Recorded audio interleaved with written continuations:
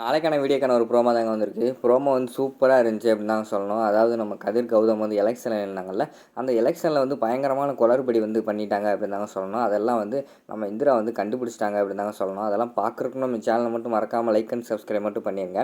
First எடுத்தோடனே election காலையில் நடந்துக்கிட்டு இருக்குது.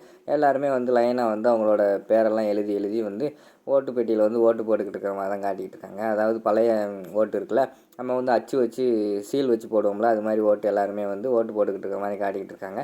உள்ளே வந்து ஓட்டு போட்டு முடித்த பிறகு வந்து உள்ளே எல்லாருமே வந்து கவுண்ட் பண்ணுற மாதிரி காட்டுறாங்க. ஒரு 10 பேர் உட்காந்து கவுண்ட் பண்ணிக்கிட்டு இருக்காங்க. வெளியில் வந்து நம்ம இந்திரா ஃபேமிலி எல்லாருமே வந்து வெயிட் பண்ணிக்கிட்டு இருக்காங்க. கொஞ்சம் நேரம் கழித்து உள்ளேருந்து ஒருத்தர் வராரு, ஓட்டு எண்ணவர் வந்து ஓட்டு எண்ணிக்கை வந்து ஒரு 90% வந்து முடிஞ்சு போச்சு.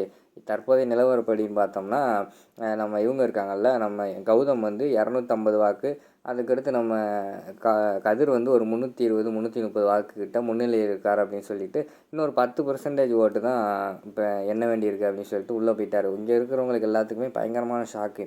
என்னடா கௌதம் வந்து தோக்க போகிறாரா அப்படிங்கிற மாதிரி எல்லாருமே பேசிக்கிட்டு இருக்கிற மாதிரி காட்டுறாங்க.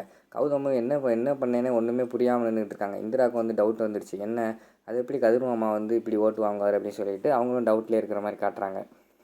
அடுத்து இந்திரா வந்து நம்ம கதிர் பண்ண குளறுபடி வந்து கண்டுபிடிச்சிடுறாங்க. ஏன்னா ஆல்ரெடி வந்து வெளியில் வந்து சொன்ன ஓட்டு வந்து கிட்டத்தட்ட 600 ஓட்டுக்கிட்ட இருந்துச்சு. ஆனால் ரெஜிஸ்டர் ஆன ஓட்டு போட வந்தவங்க வந்து 500 சொச்சம் தான் வந்திருக்காங்க.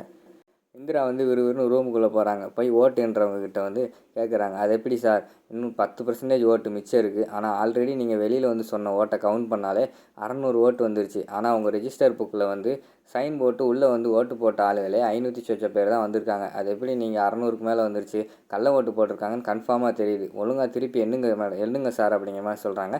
அங்கே இருக்கிறவங்கலாம் உங்களுக்காகலாம் எண்ண முடியாது மேடம், ரூல்ஸுனா ரூல்ஸு அப்படிங்கிற மாதிரி பேச ஆரம்பிச்சிடுறாங்க. அப்படியா, நீங்கள் ரூல்ஸ் படியே இருங்க, நான் போலீஸுக்கு வந்து கால் பண்ணுறேன் அப்படிங்கிற மாதிரி இந்திரா சொன்னோடனே எல்லாருமே பயங்கரமான ஷாக் ஆகிடுறாங்க. அதோடு பார்த்தீங்கன்னா அந்த ப்ரோமோ வந்து முடிச்சிடுறாங்க.